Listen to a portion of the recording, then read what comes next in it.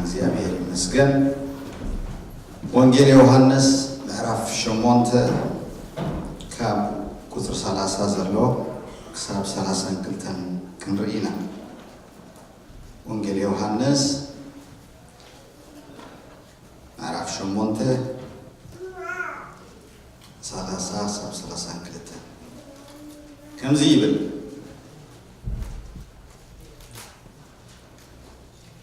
ንሱ እዝምስተዛረበ ብዙሓት ብኡ አመኑ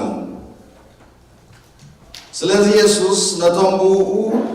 ዝአመኑ አይሁድ ንስኻትኩም ኣብ ቃለይ እንተጸናዕኩም ብሓቂ ደቂ መዛሙርተይ ኢኹም ንሓቂ ክትፈልጥዎ ኢኹም እቲ ሓቂ ድማ ሓራ ክተውፅኣኩም እያ بولم أب نبيات ون كلهم كاب أملاخ مهورات خونو يوم زبل صحف اللومو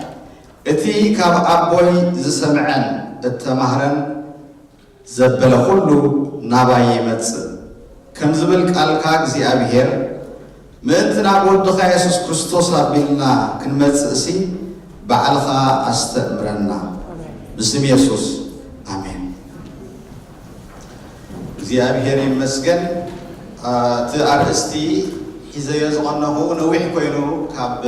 ዝፍለ ማለት እዩ ኣብ ትዝክሩን ተዳኺንኩም ክንደይ ክፋል ኢና ርኢና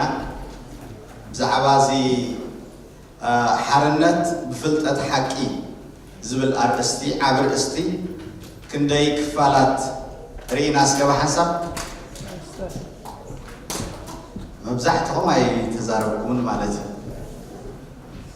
اسكب على سلسلة هو سلسلة خفالات إنا ويتا يباركم تكاتاتو من زلهم من زي زلهم من كأقرب سي كفلت على الناس إلى عنقرر الكيل እግዚአብሔር ይመስገን سلسلة خفالات رينا اتعابر استي حارنت بفلتت حق زبل أرستي اهيبيو كتغلبولو نتي سبكت كتأمكم حرنت ناي رأسكم حرنت ناي حواتكم حرنت ناي قربيتكم كابا حليفكم حرنت ناي حزبكم كابر إسخاء زمن جوا جميرو انت دعا أب هيوتنا كخوون كوينو كم بايتا كم مسرت حق زبلنا نقر كنسعب قال حق زبلة الصعب صار ما يجير كيف فلت كيو how in the world simple مش لازم نجمع يعني قال فلت حق زبال الله أب قال زي أبيهر مالتي قال زي أبيهر زي كهدو دينا زي قبره فلت حقي علت ننبره لحق خا الله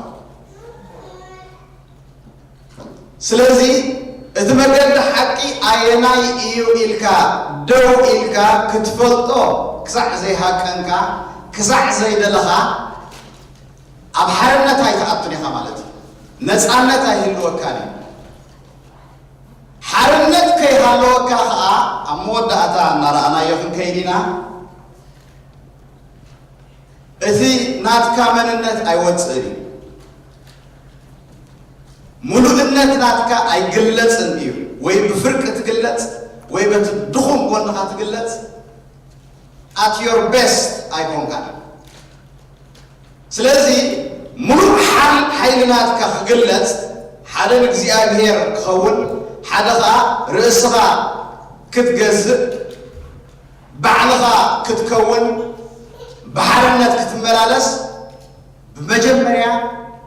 مقد حكي كتحز يقبأك مالتي سلازم التيمة نايت أرستي حرنت بفلتت حق قبل كله إزي إزخون زلو مالتي أبتقدام هاي كفال تبقتورينا كزخاخركم introduction حفشة وزخونا مقتوي نايتي فلتت حقا نايتي يسوس كريستوس إلو وزلو تقصرينا كالايكا كزاب حجة فليت نيازل لنا بحجون كنفلطوسي حق زبلة نخن مرمر كما يجيرنا خن مرمر علينا وي اتنفلطو حق كما يجيرنا نفلطو how do we know what we know ማለት ዕሹግ ዝኾነ ኣብ ስቃጥላ ዝተሓተመ ፍልጠት ጥራሕ ተቐቢልና ብኡን ኢና ንምራሕ ወይስ ንፈልጦ ኢና ከመይ ጌርና ንቕበል ከም ዘለና ወይ ኣብቲ ውሽጢ ባኮ ዘሎ ንፈልጦ ኢና ማለት ዓሳ ገፊፉ ንዝሃበካ ዓሳ በሊዕካዮ ክትከይድ ቀሊል እዩ እቲ ዓሳ ምግፋፍ ክንክሳዕ ዘይፈለጥካዮ ባዕልኻ ጥዑይ ዓሳ ይትገፍፍን ኢኻ ማለት እዩ ዝሃቡኻ ጥራሕ ኢኻ ትኸይድ ሕቱም ወይ ዕሹግ ንብሎ ማለት እዩ ስለዚ ንፈልጦ ነገር ከመይ ጌርና ንፈልጦ እዚ ንምንታይ ይሕግዘና መገዲ ሓቂ ክንፈልጥሲ መፍለጢ መስርሕ ክህልወና ኣለዎናትና ሓደ ብቓል ኣምላኽ መሰረት ካልኣይ በቲ ዕለት ንዕለት ንነብረሉ ኣእምሮ እውን ስለ ዝሃበና ክንምርምር ይግባአልና ሎጂካል ትሩዝ which is ምስ ቃል ኣምላኽ ዘይጋጮ ስለዚ እቲ ካልኣይ ክፋል ዝረአናዮ ንፈልጦ ነገር ከመይ ጌርና ንፈልጦ ዝበፅሕካዮ ውሳኔታት ትኸዶ ዘለኻ መገድሲ ስለምንታይ ወሲንካዮ እንታይ ርትዕለካ ብውሽጥኻ ትስዕቦ ዘለኻ እምነት እውን ኩሉ ብሚድያ ዝከታተል ዘሎ እውን ማለት እዩ እምነት ኣለዎ ብፍላይ ንሕና ምድሪ ሓበሻ ኩሉ ሰብ እምነት ዘይብሉ የለን እምነት ኣለዎ ትስዕቦ ዘለኻ እምነት ናይ ህይወት ጉዳይ ኮይንካ ማለት እዩ ፈሊጥካ ዲኻ ትስዕቦ ዘለኻ ወይስ ዝፀናሐካ እዩ ናይ ኣቦታትካ ስለ ዝኾነ ጥራይ ዲኻ ትስዕቦ ወይስ ርትዕለካ ብምኹኑይ መገዲ ሓቅታት ብዘለዎ መገዲ ሓደ ክልተ ሰለስተ ኢልካ ትስዕቦም ሰባት ሮል ሞዴል ዝኾኑኻ ሰባት እውን ሓቂ ስለ ዝኾነ ረጋጊፅካ ዲኻ ትስዕቦ ዘለኻ ወይስ ብዙሓት ስዒቦሞ ስለ ዝኾነ ኢልካ ኢኻ ትስዕቦ እዚ ቕኑዕ እዩ እዚ ከዓ ጌጋ እዩ ኢልካ ዝወሰንካስ ኣብ ምንታይ መሰረት ብምግባር እዩ on what basis ስለዚ ኣብዚ ኩሉ ዘተኮረ ኣርእስቲ እዩ እቲ ሓርነት ብፍልጠት ሓቂ እዩ ዝርከብ ክንብል ከለና ካብቲ መንፈሳዊ ሓቂ ንዘለኣለም ህይወት ዝኾነና ክርስቶስ ምቕባል ጀሚርና ሓቂ ስለ ዝኾነ ተቐቢልናዮ ማለት እዩ ክሳብ እቲ ዕለት ዕለት ንነብሮ ናብራ እውን ኣብ ምድሪ ክሳዕ ዘለና ኣየናይ እዩ ቅኑዕ ኢልና እናፈተሽና መርሚርና ክንስዕብ መንፈሳዊ ግዴታ ኣለና ሞራላዊ ግዴታ ኣለና ምክንያቱ እዚ ብዘይምፍላጥና ብሰንክና ዝባላሾ ነገር ብሰንክና ዝዓኑ ነገር ብዙሕ እዩ ቅድሚ ሕጂ ዝሓለፍናዮ ተመክሮ ኣሎ ብፍላይ ከም ኤርትራውያን ከዓ ማለት እዩ ብዘይ ምምርማርና ቅኑዕ መገዲ ኣጥቂቕና ብዘይ ምርኣና ንዝደለናዮ ንቕበሎ ልብና ጥራሕ ደስ ስለ ዝበሎ ብዘየገድስ ሓቅነቱ ፊልም እንተይልና ከዓ ስለ ዘይደለናዮ ከዓ ይንቕበሉን ብዘየገድስ ናቱ ሓቅነታት ሕጂ ግን ከም እኹላት ሰባት ከም ተሃዋርያ ጳውሎስ ደጋጊሙ ጽሒፉ ዘሎ ኣብ ማእከል እቶም እኹላት ጥበብ ንዛረብ ኣለና ዝብል ከም ብዙሓት ሰባት ሕጂ ግን ክንምርምር ይግባአና መርሚርና ከዓ ተሓቂ ዘበለ ክንስዕብ ተሓቂ ዘበለ ከዓ ንኩሉ ዝቐርበና ዘበለ ክነፍልጥ ይግባአና ምክንያቱ ከም ህዝቢ ወይ ከም ሰባት ከም ቤተ ክርስቲያን ይኹን ከም ኩሉ ማለት እዩ ብእኩብ እዩ እቲ ፅቡቕ ነገር ዝመፀና እቲ ውርደት ዝመፀና በይኑ ሓደ በሪህለይ እየ ኢሉ ፅቡቕ ዓይነት ህይወት ክነብር ክሪኦ ከለኹ እቲ ህይወት ማለት እዩ ብዙሕ ኣይመስለንን ማለት ሕማቕ ዝበፅሓናሲ ብሓባር እዩ ወላ ንስኻ እውን ኣብ ድሓን ዝኾነ ቦታ እንተሃለኻ ሓውኻ እናተሳቕየ ከሎ ግን ንስኻ ደቂስካ ተሓድር ማለት አይመስለንም። በአርአያ ስላሴ ዝተፈጠረ ሰብ እንተዳ ኮይኑ ሓውና ተቐንዘቦ ከሎ ንሱ ኣብ ውሑስ ቦታ ስለ ዘሎ ደቂሱ እንተዳ ዝሓድር ኮይኑ እቲ መንነት ናይ ሰብ በፂሕዎ ክንብል የጠራጥረና እዩ ማለት እዩ። ስለዚ ብእኩብ እዩ ዝበፅሓና ወላ ጂኦግራፊያዊ ኣቀማመጥ ኣብ ሓሳብ ኣይንሃሎ ሓውኻ ክሳቕ ከሎ እስኻ ከዓ ደቂስካ ይተሓድር ኢኻ። ስለዚ ብሓፈሻ ማለት እዩ ከም ህዝቢ ምንቃሕ ነዚ የድልየና ናብ ሓርነት ምእንቲ ክንኣቱስ ሓቂ ዘበለ ክንምርምር የድልየና እግዚኣብሔር ከዓ ዝደልዮ ካለ ድሕሪ ሓቂ ክንስዕብ እዩ። This is very clear. ሓሶት ዘበለ ንኽትስዕብ ቃል ኣምላኽ የተባብዓካ እዩ። ምክንያቱ ሓሶት ካብ ሰይጣን ስለ ዝኾነ ድንቁርና ካብ ሰይጣን ስለ ዝኾነ ዝጋርደካ ዘበለ ብሃሲ ሰለባን ክትከይድ ዝደፍዓካ ዘተባብዓካ ዘበለ ካብ ኣምላኽ ኣይኮነን። ሓቁ ንኽትፈልጥ ዝደፍዓካ ንኽትሰርሕ ዝብድሃካ እንተኾይኑ ግን ካብ ኣምላኽ እዩ። ምክንያቱ ጥዕና ዘለዎ ህይወት ምእንቲ ክትነብር ምድሓን ንህዝብኻ ምእንቲ ክትከውን ስለዚ ኩሉ ናብ ሓቂ ዘበለ ክጥምት ክፅዕር ክሓስብ ኣለዎ ናብ ሓርነት ክወፅእ እግዚኣብሔር ኣምላኽ ይመስገን። ሳልሳይ ክፍሊ ዝረኣናዮ ከዓ ሓቂ ዘበለ ክንስዕብ ከለናሲ ናብ ክርስቶስ ገጽና ኢና ንቐርብ ኣዚና ብፍቕሪ ንሓቂ እናስዓብኩም ናብ ክርስቶስ ዕበዩ ኢልና ኤፌሶን ምዕራፍ 4 ሐዋርያ ጳውሎስ ማለት እዩ። ብፍቕሪ ፍቕሪ ዘለዎ ሓልዮት ዘለዎ مش حق الزارب الله ويك حق يوصل الله حق يديكلر زجبر زله إلو مودعتنا يتحق النت نسب نبدأ نتكمل له نجارات إن شاء الله كم عينة تحكم أنت خيكون هارب باولوس attentively بفقري نحق الناس عبنا ناب كريستوس نعبه إلو مالتي نايلومي بزك على النيف حصروه في التنية مستخصتاي زلو اتعاد استي نقصاد استي بيزلو اتحتتي حرنت بفلت اتحقيو تركب زبل نفس وكفسب اتحت تسقلوا نايت الزوزو يزنبر زبل نقصاد استي نفس وكفسب اتحت تسقلوا نايت الزوزو يزنبر نيترال زخون عينت نابرا زلو فطر ود سبيلن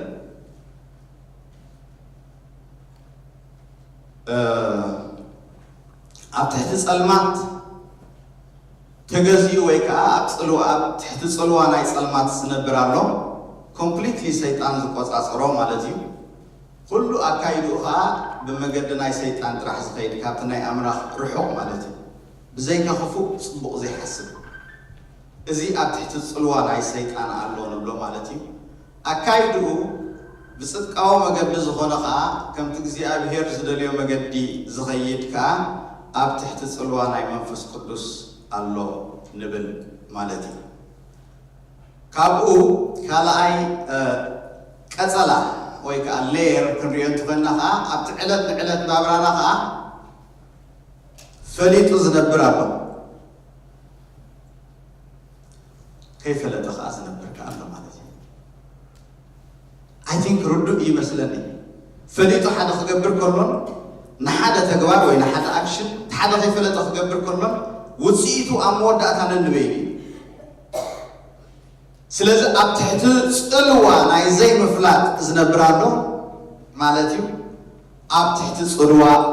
فلت حكي كأزنبرك الله مالتي كلاتنا أبرومي معرف شدشته وزرع عسرت حمشته زلوا نوصل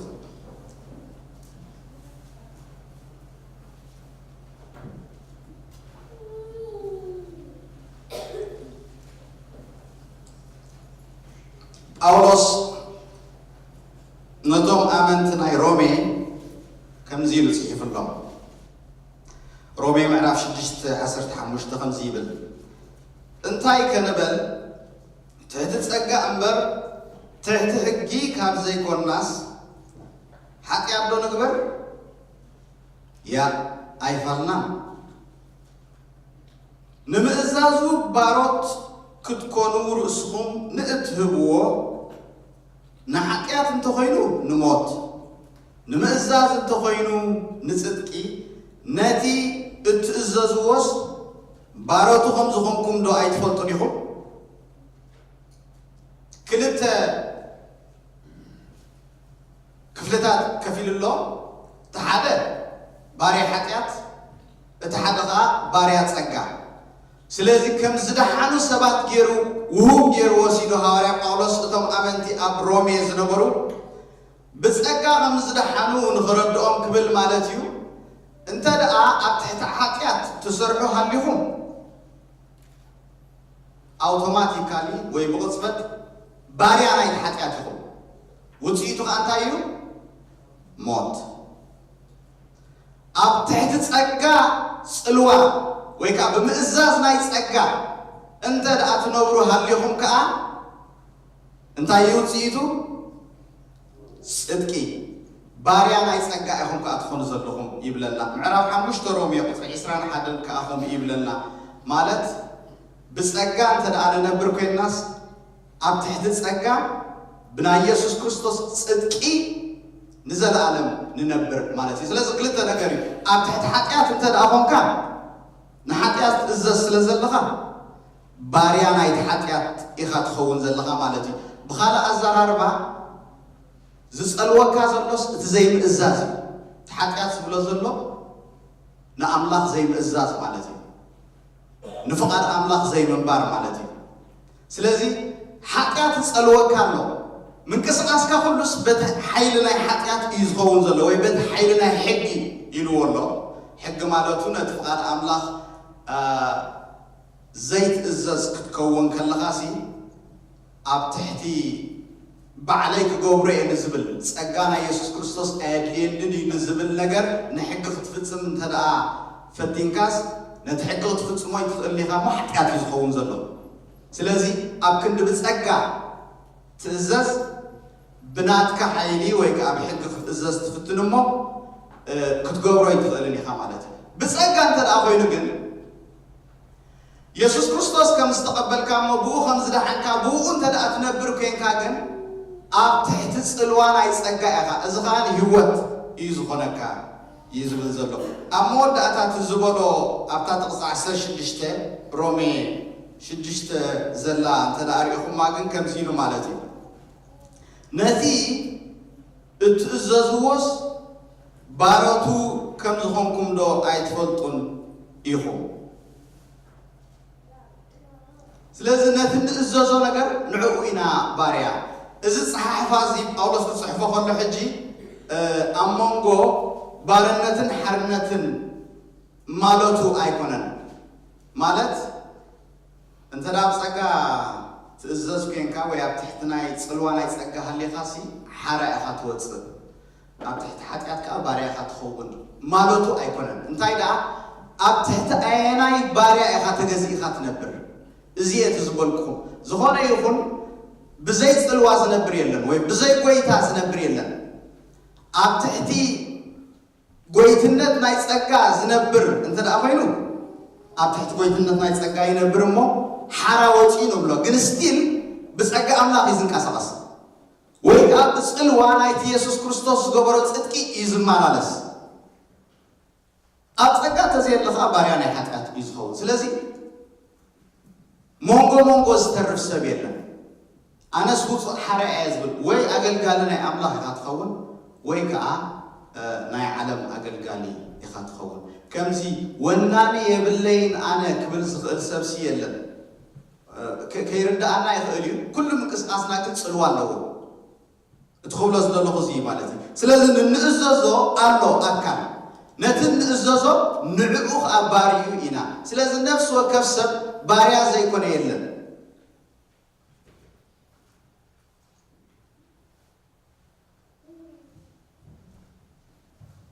هواريا باولوس انا باريا كريستوس يبل مالتي اب تحتي اربعت حسوم بارنت مالوتي كون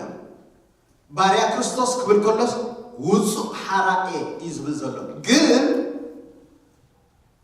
ነፃ ብሓምዱላይ ዝኸይድ ኣይኮን ጎይታ ኣለዎ ደቂ እስራኤል ካብ ግብፅ ክወፁ ከለዉ ካብ ባርነት ናይ ፈርዖን ክላቀቁ ከለዉ ሲ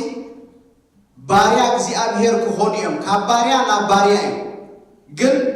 ጎይታ እዮም ዝቕይሩ ነይሮም ከምኡ ናይ ወዲ ሰብ ሂወትካ ኣብ ትሕቲ ሓደ ጎይታ ኣሎ ኣበየናይ መን እዩ ዝእዝዘካ ዘሎ ግን ቀስ ኢልካ እንተዳ ርኢኻዮ መንፈሳዊ ትርጉም ይኹን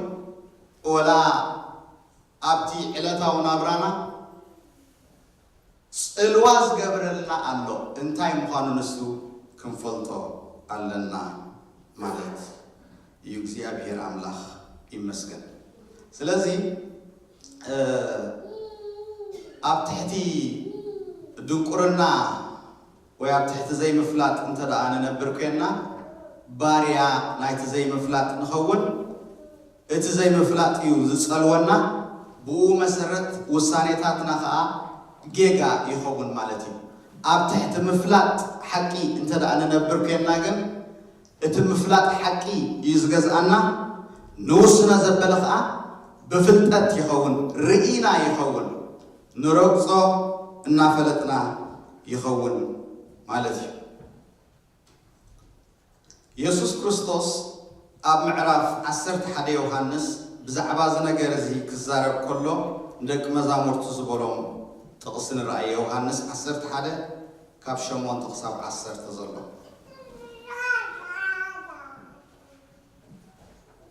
ዮሐንስ 11 8 ክሳብ 10 ከምዚ ይብል ደቂ መዛሙርቱ ከዓ መምህር በአምሆ አይሁድ ብዳርባ እምኒ ክቀትሉኻ ይደልዩ ነይሮምሲ መሊስካ ደናብኡ ትኸይድ በልዎ ኢየሱስ ከዓ መዓልትስ 12 ሰዓት ደይኮነትን እቲ ብመዓልቲ ዝኸይድ ብርሃን ዝዓለም እዚኣ ዝርኢ ስለ ዝኾነ ኣይዕንቀፍን እቲ ብለይቲ ዝኸይድ ግና ብርሃን ስለ ዘይብሉ ይዕንቀፍ እዩ ኢሉ መለሰሎም ማለት እዩ አይሁድ ክቀትልዎ ይሓስቡ ከም ዝነበሩ ደጋጊማ ኣብ ጽሑፍ እዚ ጠቂሰዮ ነይረ ማለት እዩ ኢየሱስ ክርስቶስ ስለዚ ክልተ ሰለስተ ግዜ ይኸውን ካብ ኢዶም መሊቁ ኸይዱ እዩ ኣብ ጥቃ ቤት መቅደስ ኣብ ኢየሩሳሌም ኣብ ብዙሕ እዋናት ማለት እዩ እዚ ቦታ እዚ ዘለዎ ሕጂ ዮሐንስ መጥምቕ ዘጥምቐሉ ዝነበረ ቦታ እዩ ኣብ መጽሓፍ ቅዱስ እንተደኣኸሉ ኣንቢብናዮ ማለት እዩ ግልል ኢሉ ኣብ ማዕዶ ዮርዳኖስ ኣብቲ ዮሐንስ ዘጥምቐሉ ዝነበረ ኣብኡ ኸይዱ ይብለና ኣብኡ ኸይኑ ግን ናይ ኣልዓዛር ንማርያምን ማርታን ሓወን ብዛዕባኡ ነጊሮሞ ማለት እዩ ከምዚ ኢሉስ ሓሚሙሎ ኢሎም ነጊሮሞ ንሱ ከዓ ንዕናይ ንኽድ ናብ ቢታንያ ኢልዎም ቢታንያ ከዓ ኣብ ኢየሩሳሌም እዩ ኦልሞስት ዳርጋ ካብ 2 ማይል ንታሕቲ እዩ ስለዚ ኣብ ውሽጢ ከባቢ ኢየሩሳሌም ስለ ዝኾነ ኣይሁድ ኣብኡ ክረኽቡኻ እዮም ብቐዳማይ ክቐትሉኻ ይፍትኑ ነይሮም ሕጂ ከመሊስካ ትኸይድ ኣለኻ ናብኦም መሊሶም ክቐትሉኻ እንዲኦም ኢሎም ቶም ደቂ መዛሙርቲ እዮም ዝሓትዎ ዘለዉ ንሱ ከዓ እንታይ ኢሉ መሊሱሎም መዓልትስ 12 ሰዓት ደይኮነትን ሕጂ ከምዚ መዓልቲ 24 ሰዓት ንብሎ ይኮነን መዓልትን ለይትን ይኸፋፍልዎ እዮም 12 ገይሮም ማለት እዩ እቲ ብመዓልቲ ዝኸይድ ብርሃን ዝዓለም እዚኣ ዝርኢ ስለ ዝኾነ ኣይዕንቀፍን ማለት ብብርሃን ብቐትሪ ዝኸይድ ኣይዕንቀፍን እዩ ንምንታይ ብርሃን ስለ ዘሎ ዝረግፆሲ ይርኦ እዩ ባዓይኑ እዚ ብኣካል ብፊዚካል ማለት እዩ ክትከይድ ከለኻ ብቐትሪ እንተደኣ ትኸይድ ኮንካስ ናይ ምዕንቃፍካ ዕድል ፀቢብ እዩ ስለዚ ናበይ ትኸይድ ከም ዘለኻ እንታይ ትረግፅ ከም ዘለኻ ኣነፂርካ ትርኢኻ እቲ ብለይቲ ዝኸይድ ግን ኢልዎ ብርሃን ስለ ዘይብሉ ይዕንቀፍ እዩ ማለት ብፀልማት ዝኸይድ ግን ዝርኦ ነገር ስለ ዘየለ ወይ ኣብ ምንታይ ይረግፅ ከም ዘሎ ስለ ዘይፈልጥ ይዕንቀፍ እዩ ስለዚ ኢየሱስ ክርስቶስ ብዕፅር ዝበለ ካብ ፅሑፍ እዚ እንታይ እዩ ዝብሎም ዘሎ ማለት እዩ እንታይ ከም ዝገብርሲ ይፈልጥ እየ እዩ ዝብሎም ዘሎ ኣይሁድ እንታይ ከም ዝሓስቡ ኣበየናይ ሓቂ ጠጠው ኢለ ከም ዘለኹ ካበይ ከም ዝመጻእኩ ናበይ ከዓ ይኸይድ ከም ዘለኹ ኣንዳዕዲዐ ይፈልጥ እየ እሞ ብብርሃን እየ ዝኸይድ ዘለኹ ስለዚህ ሰባት ዝፋላለዩ ኣብዝነት ብዚ ገሊኦም ፈሊጦም እዮም ዝኸዱ ዝገብርዎ ፈልጥዮም ፈሊጦም እዮም ዝስዕቡ ፈሊጦም እዮም ዝውስኑ ኣርጊጾም እዮም ክሬዲት ካርድ ከፈርሙና ከለዉ ከመይ ገይሮም ከም ዘሽኩዕና ትፈልጡ ኢኹም ኣብዝሓደ ደቂቕ ፅሑፋት ኣሎ ኣይንበብን ከተንብቦ ከዓ ክንደይ ግዜ እዩ ዝወስደልካ ነዊሕ መዓት ፋይላት ከመይ ገይሮም እዮም ነዚ ክስታይ ገይሮሞ ይገርመካ ሕጂ በቃ ኣብ ገሊኡ በተን ዓበይቲ ነጥብታት ዝህቡኻ ጥራሕኻ ትፍርም እምበር ኣብ ውሽጡ እንታይ መፈንጠራታት ከም ዘቐመጡ ኣይትፈልጥን ኢኻ ድሓር ኣብ መወዳእታ ገንዘብካ ምስ ነገፍካ እዩ ዝርዳእካ ከምዚ እንዲዩ ዳኢሎም ሕዙኻ ኣነ ከምዚ ምዃነይ ዘይፈልጥ ትብል ማለት እዩ ወናሃለካ እንዶ ኣብዚ ደቂቕ ፅሑፍ ከምዚ ጌርና ቆፂፍና የለና ኢሎም ይረዱኻ ማለት እዩ ስለዚ ሰባት ገሊኦም ፈሊጦም ክፈልጥዎ ይደልዩ ክውስኑ ከለዉ ኣርጊፆም ክፈልጡ ይደልዩ ምክንያቱ ሳዕቤን ናይቲ ዝውስነዎ ዘለዉ ውሳነ ናብኦም ምዃኑ ይፈልጡ እዮም ገሊኦም ከዓ ሃንደፍደፍ እናበሉ ይኣቱ ማለት እዩ ስለዚ ኢየሱስ ክርስቶስ ዝብል ዘሎ ኣነ ብቐትሪ ከሎ ስርሐይ ክሰርሕ ይፈልጥ እየ ኣበይ ከይድ ከም ዘለኹ ብብርሃን እየ ዝኸይድ ዝውስኖ ዘለኹ ፈልጥ እየ ተረዲእኒ እየ ዝገብር ዘለኹ ስለዚ እንታይ ይግብር ከም ዘለኹ ይፈልጥ እየ ኢሉ ብምፍላጥ ክውስን ከሎ ከዓ ኩሉ እቲ ናይ ኢየሱስ ክርስቶስ ኣገልግሎት ዕውት ከም ዝነበረ ኣብቲ ዝገበሮ መወዳእታ ክንርኢ ንኽእል ማለት እዩ ኢየሱስ ክርስቶስ ክልተ ነገር ምሂርና ካብቲ ዝመፀሉ ማለት እዩ ሓደ ንሓቂ ክምስክር ኢሉ ይመፅእ ካልኣይ ከዓ ሓራ ከውፅኣና ናይ ሓርነት መርኣያ ከዓ ክኾነና ሞዴል ክኾነና ሓርነት ከመይ ኢልካ እዩ ዝንበር ኣብ ኢየሱስ ክርስቶስ ኢና ንመሃሮ ቀኒ ማለት ሓራ ዝወፀ ሰብ ከመይ እዩ ዝነብር እንተደኣ ቲፒካል ኤግዛምፕል እቲ ልክዕ ዝኾነ ኣብነት ደሊናስ ቀዳማይ ኢየሱስ ክርስቶስ እዩ ስለዚ ኢየሱስ ክርስቶስ መጀመርያ መምፅኡ ንሓቂ ክምስክር ኢሉ እዩ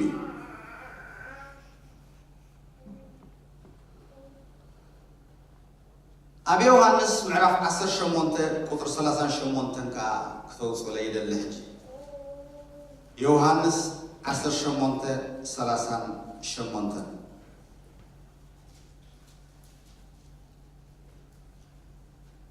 ምፍላጥ ሓቅን ሓርነትን ቀጥታዊ ዝምድና ከም ዘለዎም ኣቐዲምና ብፅሑፍ ርኢናዮ ኢና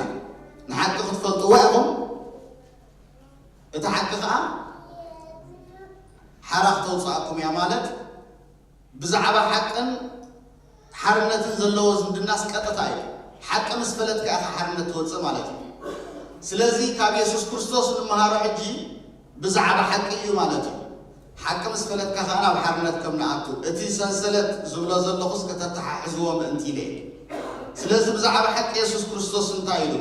ኣብ ዮሃንስ 18:38 ከምዚ ኢሉ ጲላጦስ ድማ እምበኣርስ ንስኻ ንጉስ ኢኻ በሎ ኢየሱስ ከዓ ንጉስ ምዃነይ ስንስኻ እኳ ትብል ኣለኻ ኣነ ንሓቂ ክምስክር ምእንቲ እዚ ተወለድኩ ምእንቲ እዚ እውን እየ ናብ ዓለም ዝመጻእኩ ስለዚ ዋና መምፅኡስ ሓቂ ክምስክር እዩ ኢትስ አ ቢግ ዲል ካብ ሓቂ ዝኾነ ኩሉ ከዓ ድምፀ ይሰምዕ ስለዚ ኢየሱስ ክርስቶስ ዘይሰማምዖ ካብ ሓቂ ስለ ዘይኮነ እዩ ድምፂ ኢየሱስ ዝሰምዕ ከዓ ንሓቂ ዝቕበል ወይ ንሓቂ ዝፈቱ እዩ ማለት እዩ ስለዚ ሓቂ ክእወጅ ከሎ ወይ ሓቂ ክንገር ከሎ እንተዳ ፀላዕላዕ ዝብሎ ኮይኑ ኣብ ምልክት ሕቶ እዩ ማለት እዩ ሓቀኛ ተዛራቢ ሰብ ኣብ ማእከል ኣኼባ ኮፍ ክብል ከሎኮ እቶም ሓሰውቲ ወይ ይወፁ ወይ ከዓ ኮምፈርተብል ኣይኮኑን እዮም يترف بزعبا يسوس كريستوس بزعبا قال أملاك زل حق الناس نورمالي أتون أزبز حوان ملو perfect سبيل لن كون أبو relatively بتزامن دخنا وادا دركلنا قليسة حقنيا قليسة كحساوي بتزامن سلازة حقنيا نقوله أما أكل أبكوا على الكوف قبل كله تروك سلازة بال comfortable زي كون سبزي سمعنا دلهم يسوع أما أكل عالم كمس أخذ أبي يرسالهم قل من سئي مخنيات التولد كله مخنيات كابدنجل مريم ود أملاح كوينسي نمسكريه بزعبا من تاك مسكر لازم حكي قد سنة يسلم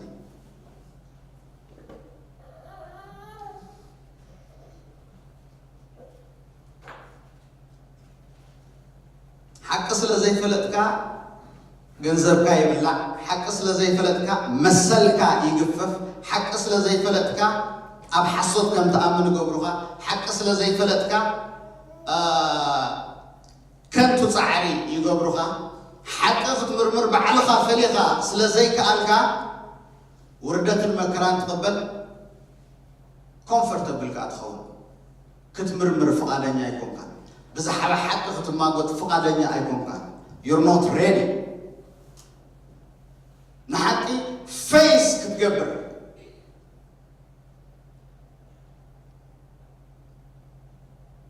مني حقنيا أنا عنكسيو ونتنيا مني سراقي مني غواصة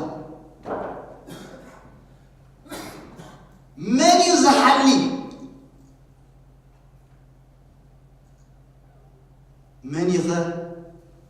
كويتتن كجزء تراي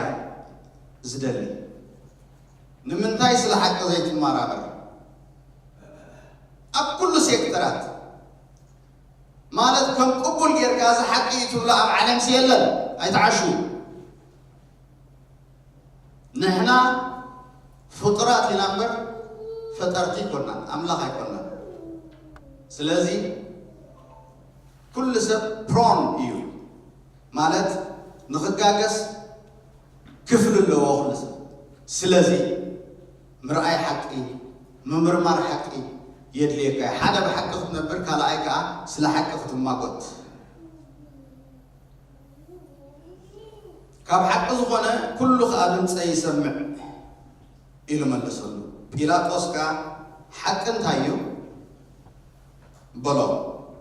زغلو كم بحدش ناب أيهود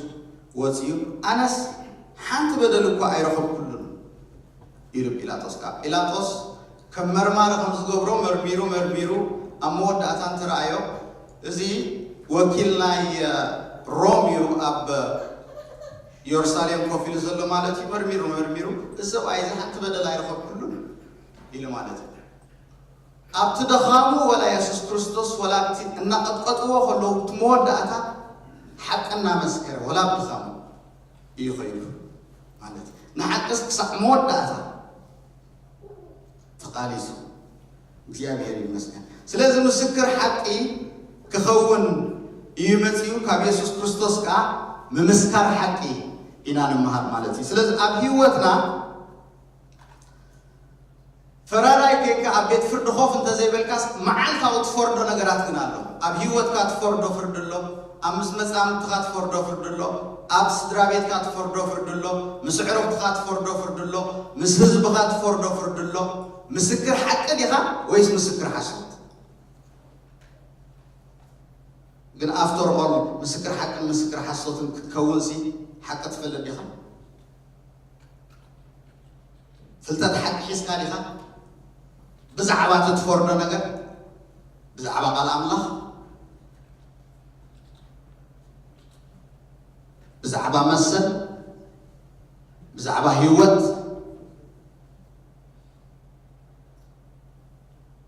بزعبا نابرا بزعبا فقري بزعبا أمنت سلازم نسكر حق تكونسي نزيه أنا ኢንፋሳይዝ ዝገብረሉ ዘለኹ ከመይ ጌርካ ኢኻ እዚኡ እቲ ቅኑዕ መገዲ ክትብል እንተ ደኣ ንፍልጠት ሓቂ ክትፈልጥ ዘይፅዒርካ ካብ ካልእ ወረታትን ካብ ካልእ ዜናታትን ካብ ተባህለንሲ ብዛዕባ ትቀንዲ ፒላርስ ናይ ህይወት ዓንድታት ናይ ህይወት ዝበሃል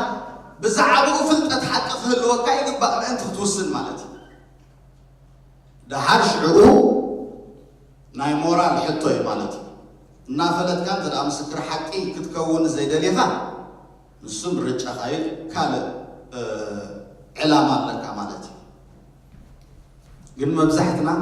እቲ ሓቂ ንፁርነት ስለ ዘይብልና እዩ ምስክር ሓቂ ክንከውን ዘይንበክዕ ማለት እዩ ኢየሱስ ክርስቶስ ምስክር ሓቂ ኮይኑ ስለዚ እቲ ዝብሎ ዘለኹ ሓደ ሰብ ብዘይኣፍልጦ ወይ ከዓ ብድንቁርና ክነብር የብሉን ኣብቲ ሒዝዎ ዘሎ መገዲ ኣብ እምነቱ ድዩ ኣብ ህይወቱ ክፈልጥ ክኽእል ኣለዎ ኣብዚ 20 ክፍለ ዘመን ዝነበረ ሓደ ጸሊም ኣሜሪካዊ ከምዚ ኢሉ ብዛዕባ እቲ ዝግበር ዝነበረ ኣብ ርእሲኦም ዝወርድ ዝነበረ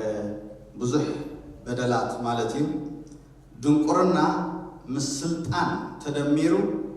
ዋና ፀላእ ናይ ፍትሒ እዩ ዝኸውን ባልድዌን ዝበሃል ትፈልጥዎ ትኾኑ ስለዚ ብፍላይ ዘይፈልጥ ወይ ከዓ እቲ ሓቂ ምፍላይ ሓቂ ዘይፈልጦ ኣብ ስልጣን እንትዳ ቅሚጥካዮስ እንታይ ትሓስቡ ዋና አንጻር ፍትሒ ዝኸውን ማለት እዩ ስለዚ እቲ ወላ ናብ ፍትሒ ክንከይድ ከለና ናብ ቅንዕና ክንከይድ ከለና ናብ መገዲ ሓቂ ክንከይድ ከለና ናብ ህይወት ዘለዓለም ክንከይድ ከለና ምፍላጥ ሓቂ የድሊ መጀመርያ ማለት እዩ የገድሰና እዩ መን እዩ ዝምህረካ ዘሎ እዞም ኩሎም ሰበኽቲ ሕጂ ወይ ዝኩሉ መምህር ዘሎ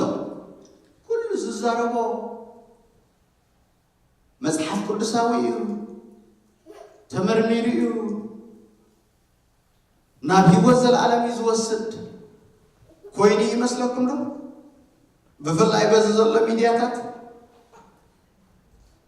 ጸለምቲ ሰበኽቲ ጸዓቢ ሰበኽቲ ሓበሻ ሰበኽቲ ኣፍሪካውያን ሰበኽቲ ተኣምራት ንገብር ኢና ዝብሉ ዝንበዩ ትወልድ ክትሓርስ ዝብሉ ክትፍወስ ካብ ካንሰር ዝብሉ ካብ ከምዚ ዝብሉ ገንዘብ ሃባ ዝብሉ ካልእ ዝብሉ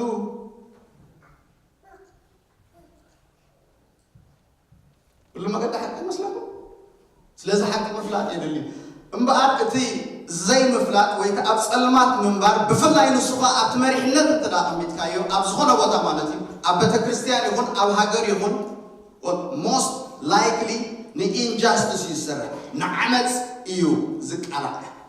ምክንያቱ ዘይፈልጦ ነገር ኣሎ ወላ ሓቂ መሲልዎ ዝገብሮ ዓመፅ ከሎ ስለዚ ፍልጠት ሓቂ የገድስ እዩ እዚ ጸሊም ዝበሎ ዘይምፍላጥ ወይ ከዓ ድንቁርና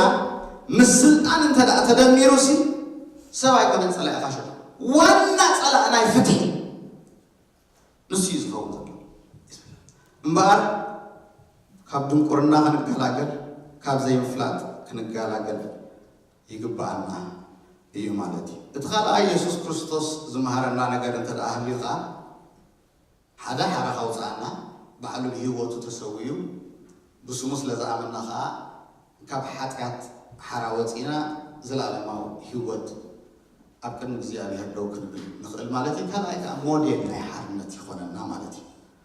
እቲ ኢየሱስ ክርስቶስ ኣብ ህይወት ኣብዚ ምድሪ ዝገበሮ ነገር እንተደኣ ርኢና ቅድመ ምርኣይ ወይ ከዓ ፕሪቪው ናይ ዘለዓለማዊ ህይወት እዩ ርኢና መንግስቲ ኣምላኽሲ ብሓጎስ ብመንፈስ ቅዱስ ብጽድቂ እያ ይብለና ሐዋርያ ጳውሎስ ማለት እዩ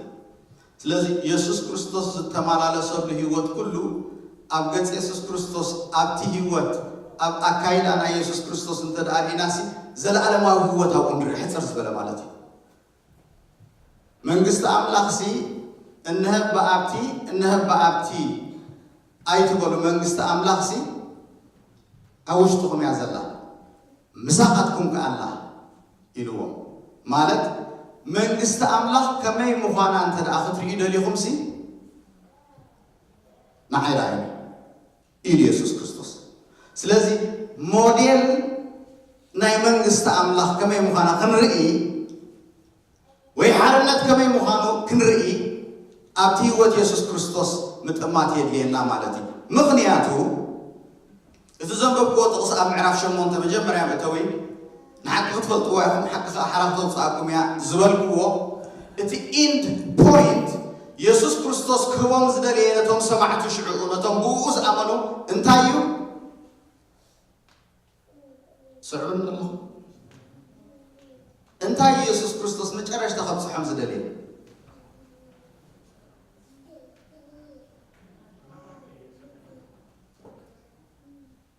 እቶም ብስሙ ዝኣመኑ ከዓ ከምዚ ኢልዎም ንሓቂ ክትፈልጥዎ ኢኹም ንስኻትኩም ኣብ ሓቂ ተጸናዕኩም ደቂ መዛሙርተይ ክትኮኑ ኢኹም ኢልዎም ኣብ ቃለይ ተጸናዕኩም ደቂ መዛሙርቱ ክትኮኑ ኢኹም ንሓቂ ክትፈልጥዎ ኢኹም እቲ ሓቂ ከዓ ስለዚ መወዳእታ እንታይ እዩ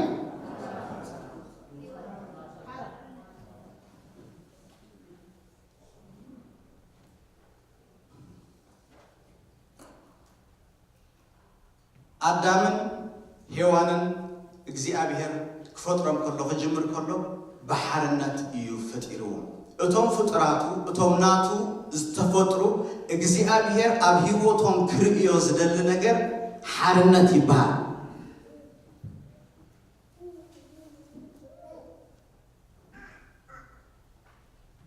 አምላክ ሓርነት እዩ ዝደልየልና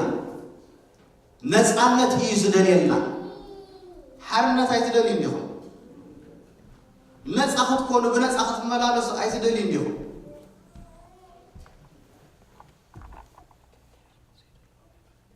ምርጫኹም እዩ ኣነ ሓርነት ይደልየ ምክንያቱ እግዚአብሔር ዝሃበና ሓርነተይ ክግፈፍ ኣይደልን ምክንያቱ ሓርነት ዝገፍፍ ሰብ ሓርነት ዝገፍፍ ብጀካ ሰይጣን ካልእ የለን ማለት እዩ ስለዚ ኣብ መወዳእታ እግዚአብሔር ويسوع كريستوس كبصحو وزدلي نتوم دك مزامرتو حرنت كبصحي أب حرة أتى تداخل الله أنا تأكد شيء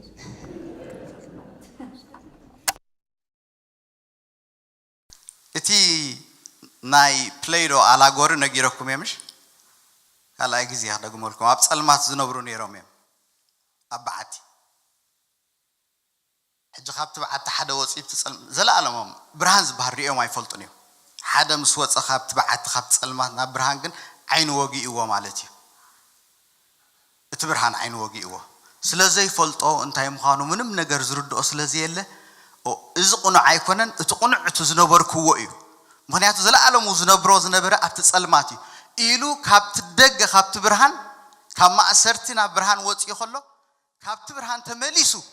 نابت ما أسرت نابت بعت سلمات آتي مالتي مخنياتو برهان وي حرنت هيفلطني مالتي سلازي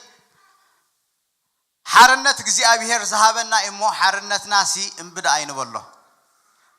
نحرنت ناس نقالس دا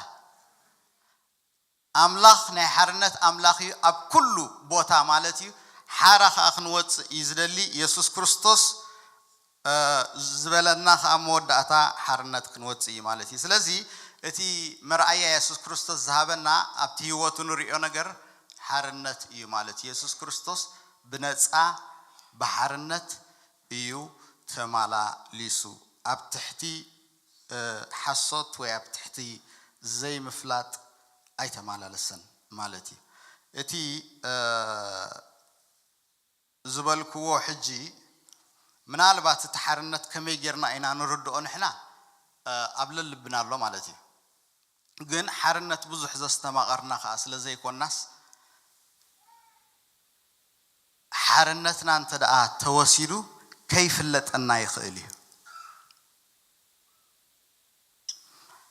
حرነት بحرነት ዝነበረ ካብ ዝውለድ ካብ ዝፍጠር حرነቱ ክትንከፍ ከሎ immediately spark ዝገብር ማለት እዩ ምክንያቱ ዝፈልጦ ነገር ተወሲድዎ ጣዕሚ ናይት حرነት ይፈልጦ እዩ ንእሽተይ ነገር ክትጎድል ከላ ከመይ ኢሉ بزعبا مسلو كم زحتت نفلت إنا مالتي نحنا جن بزو حرنت زستمقرنا سلزي كنا بزعبا حرنت مزرابن بزعبا هان يسوع كريستوس ذهبنا نات مجدالن قد زلنا يمسلنن لازغنك حيق بعنا كندنزز يبلنان اتي هوت اتعمتاتنا حتصيري اتزلنا عمتات كا نصبق نفقاد املاح نرئسنان نحواتنان نحنا تصقيبنا نتحضرناس طمي زحضر الله نحنا مصللن تلناسي مصلل زيبلو زوقع ما يالله ፀሐይ ዝህረም ኣሎ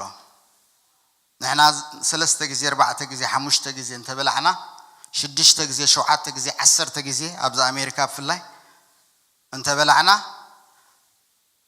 2 ጊዜ ዘይረክብ ኣሎ እዚ ኸኣ ካብ ተሓርነት ዝብል ኣምር ምንቅስቃስ እዩ ዝጅምር ኣምላኽ ዝሃቦ ኣምላኽ ዝገበሮ ንወዲ ሰብ ስለ ዝኾነ ነቲ ኣምላኽ ዝደልዮስ ዘይትቃለሰሉ እንትኾንካስ ኣብ ቤት ኣምላኽ የዝመላለስ ክትብል የጸግም እዩ ኮፊልካስ ከምዝ ጥቅስ ጥራሕ ከተነብብ ካብ ዝርእስኻ ክትሕዞ ኣይኮነን ኣምላኽ ኣምላኽ ሓርነት እዩ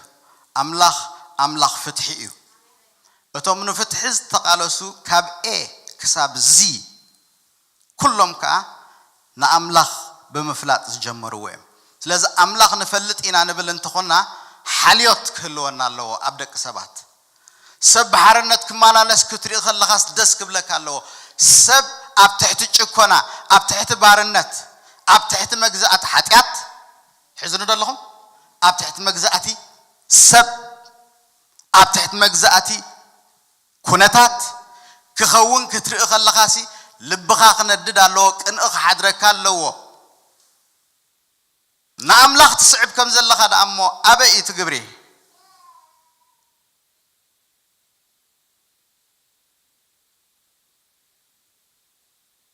ኣብ ኒውስ ይሰምዕ ነይረሲ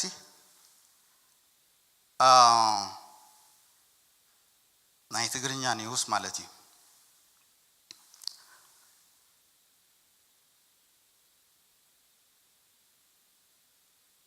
ብዛዕባ ሓርነትን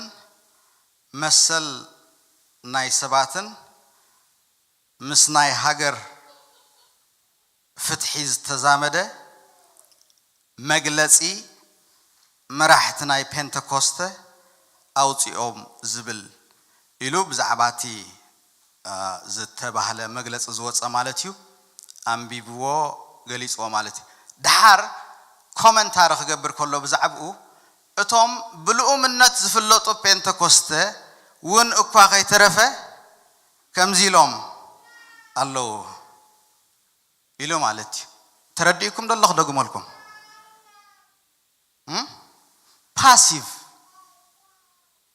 ማለት ንሓርነት ሲ አግሬሲቭ ኮይኖም ዘይቃለሱ ንኽብል ካብ ትዕዙብቲ he's not guilt ካብ ትዕዙብቲ ግን ጴንጤ ይኹን ኦርቶዶክስ ይኹን ካቶሊክ ይኹን ኣስላማይ ይኹን ካልእ ይኹን ንሓርነት ናይቲ እግዚአብሔር ዝፈጠሮ ወዲ ሰብ ልቡ ክነድድ ኣለዎ ናይ ኣምላኽ ነገር እዩ ንሱ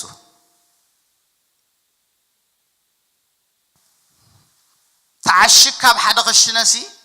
ብርሃንኩም ኣብ ደገ ይውፃእ ክብል ከሎ ኢየሱስ ክርስቶስ እንታይ ማለት እዩ ብዛዕባ ሓርነት ኩሉ ብዛዕባ ጽድቂ ብዛዕባ ዌል ቢን ናይ ሰብ ኣብ ምድሪ ክነብር ከሎስ የገድሰካ እዩ ማለት እዩ ብዛዕባ ጽቡቕ ምንባር ናይ ወዲ ሰብ ኣብ ደገ ክነብር ከሎስ እንታይ ይገብር ኣሎ ኢልካ ክትፈልጥን ክትሓትትን እሞ ክትዋሳእን ብጽድቃዊ መገድስ ይግባአካ እዩ ማለት እዩ ስለዚ ካብ ሕጂ ንኔው እቲ እግዚአብሔር ዝደልዮ ነገር ካብ ምግባር ድሕር ክንብል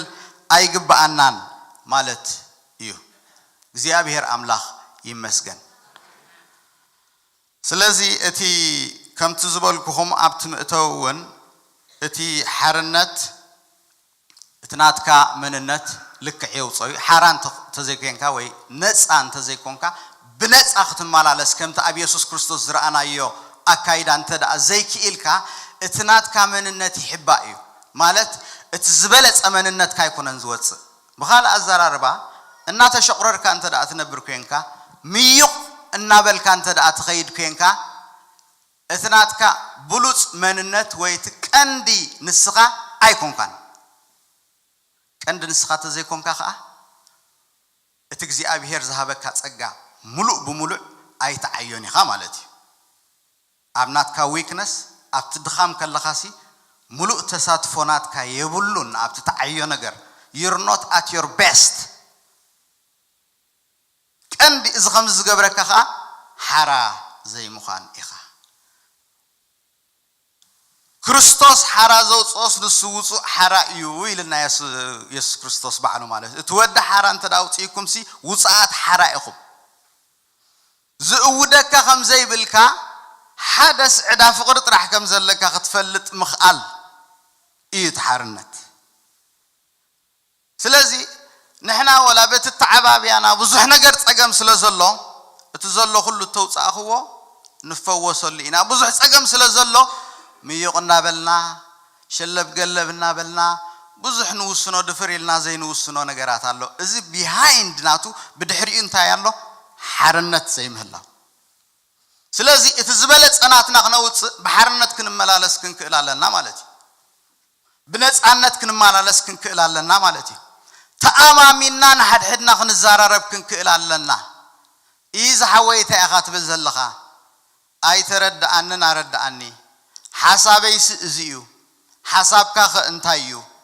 إلا بمتأمم بنتسع كن مارالس مسكالنا إنا هيوتنا نلوت يهواتنا نلوت حزبنا خا نلوت عبس راح يصبينا مالتي كبيد نغريو اتزبلكم زلخو ግን ክግበርካ አይካሊ እንተ ተሲኢካ ክበጽሖ እንተ ዳይልካ በት እግዚአብሔር ዝህበካ ኃይሊ ይካል እዩ እንታይ ካልእዳ አሎ ቅድሜና እንታይ ዝብዳሃና ነገር ዳ አሎ ኣብዚ ሕጂ እዋን እዚ ክትገብሮ ዘለካ ወይ ክትኮኖ ዘለካ ነገር እንታይ እዩ ኢልካ እንተ ሓቲትካሲ እንታይ ካልእዳ እሞ ይደሊ ንሓቀ ፈሊጥካ حرا وصيكا نخالوت حرا نختوص እዩ تصاوعت مالتي ስለዚህ ኣብ ትሕቲ ምንታይ ኢና ንእዘዝ ኣብታናይ መጀመርያ ነጥበይ ክምለስ ማለት እዩ ንዕኡ ባሮቱ ኢና ኣብ ትሕቲ ዘይ ምፍላጥ እንተ ደኣ ንማናለስ ኮይና ባርያ ናይ ዘይ ምፍላጥ ኢና እቲ ውጽኢት ኸኣ ዘይ ምፍላጥ እዩ ማለት እዩ ትማሊ ብዛዕባ ናይ ቆልዑታት ተዓባብያ ተማሂርና ተም ዝነበርኩም ማለት እዩ زي نفلط أنا جر كندي وزحنا جر مهيرنا أنا مالتي بزعبان يقول عتات تعبابي استمهر زفلت informed زخونا اتحدقا informed زي كونه زي فلت أنسي أبتم دك أما تعبابي حدا يمسلكم اتي بفلتات كما يجر كم تعبيه يفلت الله انت يجبروا لي يفلت الله اتحدقن بزي فلتاتيو اتم قل عت مسعبي مود أتاخ حد عينت قل عد يخونو ولا ببهري أمن بينهم تخونوا مالتي جن أبتي كوسكيس زعبيو بفلتات زعبيو وتصيت نايتي هزان مسعبي صبق مدام دم تخون خيلي إذا بزي فلات زعبيو أمود أتخا أبكال زي تدلي حما أنا جرك بتصح خيلي مال لازم تنيشتي نجر ميس مجبارك زي مفلاتك تصرو النات لاجا جب أمود أتا عبي جف وتصيت يوتصي إمه زي مفلاتنا بزح عنوت كم سألنا يخل إيو مالت يسلزي على أملاخنا نفلت نمن كم نسعب نفلت مجد حق نفلت كين التالل منتي بزحات زتالو سلازلو بزحات زدانا غرو سلازلو جزينا زباخنو سلازلو جنزبنا زوسدو سلازلو أبارنت كمبرونا زدليو سلازلو مجد حق أنت دا فليتنا جن أنا يتقنع أنا يتصدقوا مجدي كم فلي إنامو نابتقنع زخنا مجدي وسينا حارنتنا كنقوانا تصف يكالنا يو እግዚአብሔር كأنا زي مدي بكم እግዚአብሔር يبارككم كلنا نسألي نتس كابزلنا يو ድራር ጎይታ ክህልወና እዩ